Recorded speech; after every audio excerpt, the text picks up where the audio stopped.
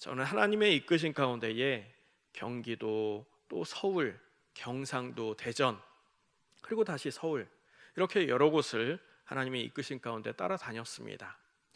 그런데 제가 여러 교회를 다니며 느낀 것 중에 하나는 교회마다 그 중요히 여기는 관습과 또한 성도님들의 특성이 다르다는 것이었습니다. 경상도에 갔더니 목회자들의 김치에 낙지를 넣어 주었습니다. 낙지김치 아주 맛있게 잘 먹었습니다.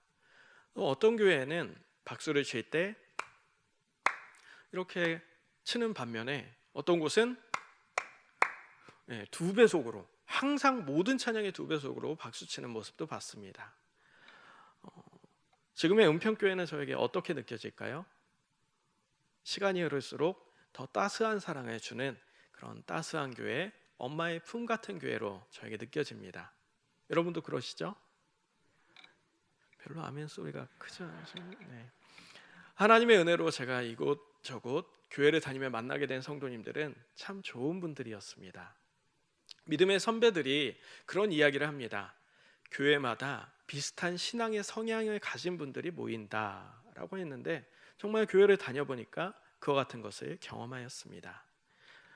여러분, 우리 은평교회 따뜻하고 성령 충만한 교회 되기 원하십니까? 이미 그런 교회이긴 하죠. 그런데 우리는 오늘의 삶보다 내일 더욱 예수님의 제자로서 그 믿음이 성장해야 될 줄 믿습니다. 그런 의미에서 우리가 어떤 믿음의 삶 가운데 이 교회가 주님의 몸된 교회로 아름답게 세워지고 또 성령 충만한 교회로 세워질 수 있을지 오늘 말씀을 통해 함께 나누어 보고자 합니다. 첫째로는 아름다운 교회는 인내의 기다림으로 세워진다는 겁니다. 오늘 1절 말씀을 보면은 베드로 사도가 고넬료의 집에 복음을 전하여서 이방에 복음 전해졌다는 것, 예루살렘 교회가 알게 되었습니다. 고넬료는 베드로를 초청하고 그 친척과 가까운 사람들을 모아서 기다렸습니다. 베드로가 있던 요빠, 그리고 고넬료가 있던 가이사랴는 약 48km 정도 떨어진 거리로 걸어서는 이틀 정도 되는 거리였습니다. 그런데 그 시대에는 휴대전화가 없었죠. 보낸 사람들이 잘 도착했는지, 베드로가 그곳에서 출발하는지 전혀 알지 못하는 상황에 고넬료는 먼저 지인들과 가족들을 모아서 베드로 사도가 올 때까지 기다렸다는 겁니다. 인내하며 은혜를 간구하며 기다리는 그 모습 가운데에 하나님께서 복을 더하십니다.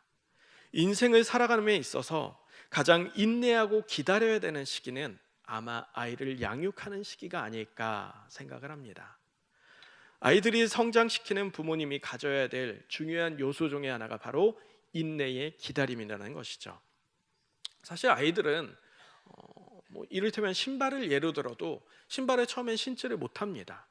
그러면 부모 마음에 빨리 신겨주고 어디 나가야지 이런 마음이 드는데, 아이가 신발을 혼자 신으려고 할 때 30분이 걸리든 그 이상의 시간이 걸리든 사랑의 눈빛으로 이렇게 사랑의 미소를 지으면서 아이를 기다려주면 아이는 용기를 얻고 그 신발을 신어보고 나중에는 자기가 혼자 신게 됩니다. 그런데 그 기다림, 그 인내를 하지 않으면 어느 정도 클 때까지는 매번 신발 신겨주고 양말 신겨주고 이 일을 반복해야 된다는 겁니다. 한 개척교회 사모님이 쓴 책을 읽은 적이 있는데, 많은 교회들이 밤에 예배당 문을 잠근다는 겁니다. 이렇게 문을 잠그는 이유는 합리적입니다. 왜냐하면 교회의 물품이 훼손되기도 하고 분실되기도 하기 때문에 그러한 위험을 미연에 방지하고자 문을 잠그는 것이죠. 그런데 이 개척교회는 문을 잠그지를 않습니다. 그렇다고 이 교회는 물품이 안 없어지고 훼손이 되지 않느냐? 그것도 아닙니다. 무엇보다 더 힘든 일을 겪게 되는데, 그 어려운 일 중에 하나는 이 밤에 들어왔던 분이 그냥 밤에쯤 추워서 들어왔다가 잘 쉬고 돌아가시면 될 텐데, 이 밤중에 좀 변이 마려운데 화장실이 어딘지도 모르고 불도 모르고 하니까 에라 모르겠다 하고 그냥 예배당에다가 변을 보고 가시는 일이 있다고 합니다. 경험은 해보셨나요? 그걸 치우는 일이 굉장히 어려운 일이죠. 그럼에도 이 사모님은 그 문을 잠그지 않는다고 합니다. 그렇게 된 이유는 어느 날 밤 한 여성분이 기도를 하고 싶어서 교회를 두들기며 문을 열어봤는데 하나같이 문이 잠겨 있는 겁니다. 근데 이 개척교회에 왔더니 문이 열려 있어서 들어와서 기도하고 성령의 은혜 가운데 회복을 경험하고 이 개척교회에 정착해서 신앙생활하게 되었습니다. 그 일을 계기로 이 사모님은 변도 신나게 기쁘게 치운다고 합니다. 왜냐하면 이 수고 가운데에 한 영혼이라도 돌아오면 난 기꺼이 이 변을 치우겠노라. 한 영혼을 소중히 여기고 귀히 여기는 이 사모님의 마음입니다. 우리가 소중히 여기는 것, 우리는 때론 소중히 여기는 이것을 기다리지 못해서 이룰 때도 있고 때론 기다려서 그 소중한 것을 얻을 때도 있습니다. 로마서 12장 5절에 보면 이와 같이 우리 많은 사람들이 그리스도 안에서 한 몸이 되어 서로 지체가 되었느니라 라고 말씀합니다. 고넬료가 베드로를 기다렸던 것처럼 우리 역시 한 지체, 한 몸 된 성도들을 기꺼이 인내하며 기다림을 통해 우리가 사랑으로 품어준다면 우리 교회는 아름다운 교회로, 오늘보다 내일이 더, 모레가 더 아름다운 예수님의 교회로 세워질 줄 믿습니다. 둘째로는 아름다운 교회는 비난에 신중해야 한다는 것입니다. 베드로 사도가 이방인 고넬료의 집에 가서 복음을 전하였기 때문에 고넬료와 그의 가족과 그가 아는 이들이 하나님의 은혜를 누리게 되었습니다. 참으로 복된 일이고 기쁜 일입니다. 믿음의 사람들이 더 늘어난 일이죠. 교회가 즐거워할 일, 기뻐할 일에 함께 웃고 슬픈 일에 같이 울어준다면 얼마나 좋겠습니까? 그런데 오늘 말씀을 통해 볼 수 있듯 2절에 할례자들이 비난하여 라고 합니다. 비난하여 라는 이것은 이 원어를 보면 미완료 형태로 계속했다는 겁니다. 사람이 한 번 질책받는 것은 그래도 견딜만 한데 한 번, 두 번, 세 번 계속하면은 그걸 누가 견디겠습니까? 그 이유에 대해서는 3절 말씀과 같이 무할례자의 집에 들어갔다 그 자체였습니다. 유대인들에게 있어서 무할례자의 집에 들어가는 게 율법에 위배되는 일이었기 때문에 이들은 베드로 사도를 비난했다는 겁니다. 베드로 사도의 입장에선 복음 전하고 돌아와서 비난받고 있습니다. 예수님의 수제자가 베드로 사도였습니다. 그런데 그 사도가 이해하지 못할 무할례 집에 들어가서 무언가 했다. 그러면 상식적으로 예루살렘 교회에서 그 귀한 사역을 감당했고 3,000명, 5,000명의 사람이 변화된 놀라운 역사를 일으킨 베드로 사도라면 무언가 뜻이 있겠지, 무언가 하나님의 원하심이 있겠지 하고 물어봤으면 될 겁니다. 그런데 이들은 비난부터 합니다. 야고보서 1장 19절에 사람마다 듣기는 속히하고 말하기는 더디하며 성내기도 더디하라고 했는데 덮어놓고 비난하는 이 모습. 남편이 미워지기 시작하면 하나부터 10까지 미워 보이기 마련입니다. 반면에 실수터성이지만 내 배 아파서 낳은 아들은 얼마나 사랑스러운지 잘못하는 것도 이뻐 보입니다. 사람을 믿게 보려고 하면 한없이 트집 잡아 미워 보이고 예쁘게 보려 하면 곰보도 뭐처럼 보인다고요? 보조개처럼 보인다고. 모든 게 이뻐 보인다는 겁니다. 제가 청년 시절에 시골의 작은 교회 청년들이 정말 열심히 교회에서 헌신하였습니다. 주일학교 교사, 학생회 교사, 찬양대, 찬양단, 차량운행 될 수 있는 헌신은 다 하여서 교회 성도님들 역시 성령의 은혜 가운데 헌신하는 그 모습을 보고 우리 교회 청년들이 참 이쁘다, 아름답다, 귀하다 칭찬하였습니다. 그런데 그러던 어느 날 어떤 분께서 이 청년들에게 몹시 역정을 내시며 했던 말 아직도 기억납니다. 우리 교회 청년들은 버르장머리가 없어. 뭐가 없다고요? 버르장머리가 없다고. 이 말을 들은 청년들은 아무 말도 하지 못하고 하염없이 눈물을 흘렸던 것 아직도 생생하게 기억합니다. 정확한 판단의 근거 없이 내 마음의 잣대와 내 기준으로 타인을 판단하고 있지는 않으셨습니까? 레위기 19장 15절에 재판할 때에는 공정하지 못한 재판을 해서는 안 된다. 가난한 사람이라고 하여 두둔하거나 세력이 있는 사람이라고 하여 편들어서는 안 된다. 이웃의 재판할 때에는 오로지 공정하게 하라. 교회 안에, 우리가 섬기는 교회 안에 일꾼을 세울 때에, 어떤 일을 할 때에 나와의 관계 정도에 따라서 이 사람을 평가하고 높이 세워주거나, 혹은 나와 거리가 있는 사람은 성령의 부름받아 진정 헌신하고 신실한 사람인 것을 알매도 불구하고 그를 비방하고 깎아내리고 외면하고 있지는 않았습니까? 우리가 비난에 신중해야 되는 또 다른 이유가 있습니다. 그것은 교회에는 어린아이부터 노인에 이르기까지 다양한 사람들이 모이 만드는 공동체이기 때문입니다. 그렇기에 또 지식의 정도와 또한 사회 경험에, 그리고 집안의 정서, 문화, 재정의 운용의 형태가 다릅니다. 때로는 세상에서 상처 입고 교회와 치유되는 성도님들도 있기 때문에 미성숙한 그런 인격적인 가치관을 갖고 조금 모난 행동을 보일 수도 있습니다. 여러 종류의 사람이, 여러 형태, 여러 모습의 사람들이 모였기에 그 상황과 여건을 우리는 100% 이해하거나 알 수가 없습니다.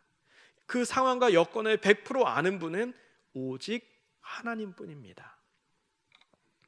지하철에 아빠와 아이 둘이 탔습니다. 그런데 이 아이 둘이 소리치고 뛰어다니기 시작합니다. 조용했던 객차 안은 이 아이들이 소란스럽게 하자 점점 시끄러워졌고, 어른들은 웅성웅성하더니 이제는 비난의 눈초리로 아빠와 아이들을 바라봅니다. 그 가운데 어떤 여성분이 왜 아이들을 조용히 시키지 않는 거냐며 아빠를 책망하며 질타합니다. 이러한 질타에 아빠가 대답을 합니다. 오늘 저는 아내가 죽었다는 소식을 들었습니다. 그래서 지금 병원으로 가고 있는데 아이들은 엄마의 죽음이 무엇인지 알지 못하고 저는 너무나 혼란스러워서 아무것도 할 수 없는 상태입니다. 죄송합니다. 이 말을 들은 그 가운데 패러다임의 전환이 옵니다. 이러한 상황에도 아이들을 조용히 시키지 않았다고 혼내며 책망하시겠습니까? 신앙인이라면 오 주님, 이 아이들을 불쌍히 여겨주십시오 하며 아이들의 품에 안고 위로하지 않겠습니까? 개인이 처한 상황과 여건은 그 개인이 되어보지 않고는 100% 알 수가 없습니다. 주님만이 아십니다. 그렇기에 우리 신앙인의 패러다임은 예수 십자가가 기준입니다. 예수님의 마음, 그 긍휼의 마음으로 누군가를 바라보고 섬길 때에 우리 교회가 그런 아름다운 교회로 더욱 굳건히 세워지고 부흥하게 될 줄 믿습니다. 반대로 우리가 비난을 받을 때도 있습니다. 하나님의 사람 베드로 사도가 비난받을 때 어떻게 행동하였습니까? 4절 말씀과 같이 고넬료의 집에 있던 일을 하나하나 자세하고 상세하게 설명합니다. 베드로는 자신을 비난하는 그 비난이 한 번도 아니고 계속되는 비난이 들려졌을 때 화를 내면서 같이 비난하지 않았습니다. 그는 온유했습니다. 이전에 성경에 드러난 베드로 사도의 모습을 볼 때 그는 다혈질적이고 또 불같은 성격의 소유자였습니다. 마태복음 16장 22절에 보면 예수님이 십자가의 그 사건을 이야기할 때 베드로가 그 앞에 가서 항변합니다. 주님께 이 일이 일어날 수 없습니다. 우리가 생각할 땐 제자로 스승을 사랑하는 마음으로 이 일이 안 일어나길 원하는구나 하는 모습으로 보일지 모르지만 항변하다라는 원어를 보면 비난하다, 책망하다라는 의미가 있습니다. 제가 부교육자 생활 11년을 했는데 이제까지 저는 한 번도 이런 적이 없습니다. 담임 목사님한테 찾아가서 비난하고 그런 일이 없습니다. 그런데 베드로 사도는 완전하신 예수님을 비난하고 책망했다는 겁니다. 화가 나면 앞뒤 안 보이는 사람입니다. 탱크와 같이 저돌적으로 하면서 자기 마음을 표현했던 사람이 베드로 사도였습니다. 많은 심리학자들이 본인이 가진 기질, 천성은 쉽게 바뀌지 않는다고 합니다. 바꾸기가 어렵다고 했습니다. 다만 살아가면서 이것을 맞춰가는 법을 배워가는 것이라고 합니다. 성령의 은혜로 베드로 사도는 본인이 가진 천성까지도 온유함으로 다듬어 갔다는 겁니다. 저도 비난을 받은 적이 있습니다. 지난 교회에서 부동산 거래를 처음 해보았는데 당시 그곳은 전세난이 심해서 1년 2개월에 그 전셋집을 선택할 수밖에 없었습니다. 근데 1년 2개월이라는 기간이 생각보다 빨리 지나갔습니다. 그러니까 집주인은 이제 집을 비워달라고 연락을 합니다. 그 상황에 저희는 지금 당장의 이사비라든가 또 오른 전세 비용을 감당할 수가 없어서 최대한 노력해서 비워드리겠으니 집이 판매될 때까지 조금만 기다려 주십시오. 그 시간까지 거주하고 싶습니다 라고 이야기를 했죠. 안 비워준다고는 안 했습니다. 지인이 알려주더군요. 1년 2개월짜리 계약이어도 임차인이 원하면 2년까지는 살 수 있다고 법으로 그렇게 되어 있는 걸 그때 알았습니다. 그렇지만 저희는 집주인이 원하는 대로 최대한 빨리 집을 비워주겠노라 이야기했습니다. 그러면서 시간의 여유를 부탁드렸는데 이 집주인은 집이 비워 있어야 잘 판매된다고 하면서 무조건 비우라는 겁니다. 그때부터 매일 집주인은 아내에게 전화를 해서 왜 집을 빼주지 않냐, 왜 약속을 지키지 않냐, 인신공격적인 어투로 비난의 말들을 쏟아내었습니다. 아내는 집주인의 전화번호만 뜨면은 가슴이 쿵쾅거려서 전화로는 통화를 못하겠다 하면서 문자로 연락을 했습니다. 근데 문자 역시도 사람은 일관적인 것 같습니다. 하지 않은 말과 또 비난적인 저희의 의도와 상관없는 그런 이야기들로 가득했습니다. 원하는 게 뭐냐, 이사비냐, 복비냐, 왜 안 나가냐, 그리고 제 직업이 목사라는 것을 알고 비아냥거리며 비난의 언어를 사용했습니다. 그런데 그분은 이렇게 문자를 쏟아내고 그 말미에는 자신이 암 환자라는 것을 자주 언급하셨습니다. 암 환자라는 것을 들었을 때 그 자체에 대한 안쓰러움도 있었지만 그닥 인간관계가 없는 저희에게 그것을 이야기하는 것을 볼 때 이분이 홀로 계신 분인가 외로운 분인가 하여 좀 더 그런 안타까운 마음이 들었습니다. 그때마다 아내는 빨리 집을 비워드리지 못해 죄송합니다. 저희가 최대한 노력하겠습니다. 건강이 잘 회복되시길 기도합니다 하며 단문을 보냈습니다. 부동산 사장님께 들었는데 이 집을 거래할 때 이 집주인이 부동산 그 분에게 욕까지 하면서 막 화를 냈어 갖고 이 거래권에 좀 손에 떼려고 했다고 합니다. 근데 자신에게도 인정사정 없이 법으로만 모든 것을 처리하려는 분이었다고 표현을 하더라고요. 근데 특이한 것은 자기에게도 암 환자라는 것을 항상 이야기했다고 하는데 그런 얘기를 자기한테 왜 하는지 모르겠다고 성토하셨습니다. 이 과정에서 저희가 서울로 사역지를 옮기게 되었고 집도 계약하게 되었습니다. 저희는 이 소식을 집주인에게 알려드렸죠. 이제 집을 비울 수 있게 됐습니다. 12월 12일 날 저희가 이사를 합니다. 그날 보증금 받을 수 있을까요? 이렇게 전화로 연락을 했는데 집주인이 2년 채워 살라고 하는 겁니다. 비우라고 했었는데. 네. 그러면서 저희는 이미 집이 정해져서 이사를 가야 됩니다. 그렇게 해야 됩니다 했더니 아니 왜 마음대로 그렇게 결정하냐고 하면서 못 주겠다. 보증금 못 준다. 2년 살아라. 이렇게만 얘기하고 전화를 끊는 겁니다. 그 이후로 전화 연락도 안 되고 문자도 연락 안 되고 그랬습니다. 그때 알았습니다. 성도님들이 전셋집을 구할 때 그리고 이사를 갈 때 이와 같이 어려운 일을 겪으시는구나. 주님 어떻게 할까요? 하며 아내와 함께 기도하며 부동산 그런 임대차 보호법에 대해 알아봤는데, 계약 만료일 이후 3개월까지는 집주인이 보증금을 돌려주지 않으면 등기 명령 신청이라는 것을 해서 저희의 권리를 등록해 놓을 수 있는 그런 법이 있다는 것을 알게 되었습니다. 그래서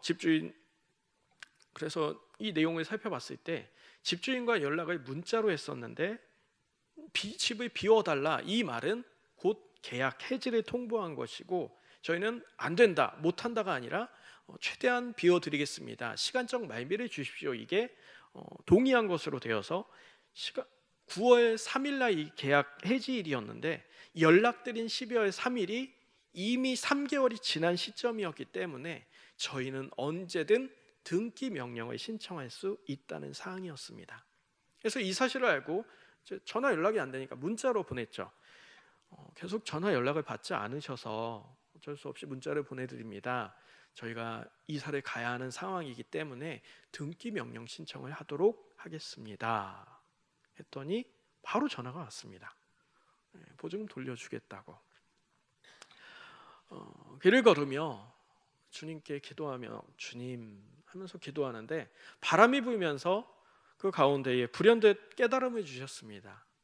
처음 그 집, 그러니까 1년 2개월의 계약을 했던 것도, 그리고 저를 움직이도록 집주인이 그렇게 닥달했던 것도, 그 너머에 한 치의 오차도 없이 짜여진 일들처럼 그렇게 순차적으로 만들어진 그 모든 과정이 주마등처럼 스쳐 지나가며, 이 모든 일 하나님이 함께 하셨고 주관하셨구나, 그 사실을 깨달아 알고 그 순간 소름이 돋으며 어리석고 또 연약한 나를 목자 삼으시겠다고 그렇게 이끌어 가시는 하나님의 손길을 고백하며 눈물을 흘린 적이 있습니다.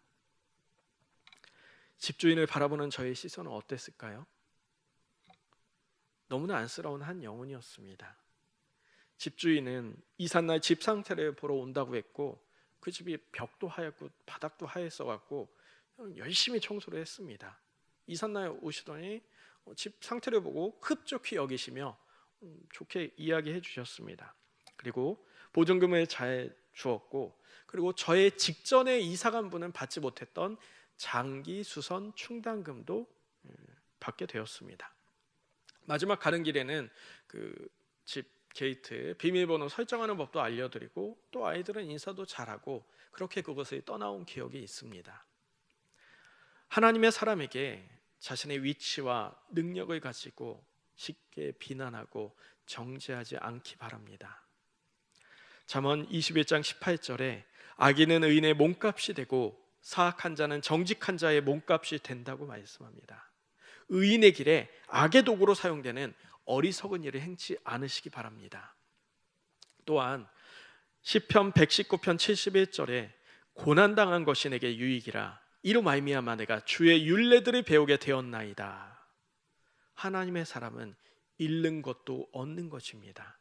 하나님의 사람은 손해보는 것이 없습니다.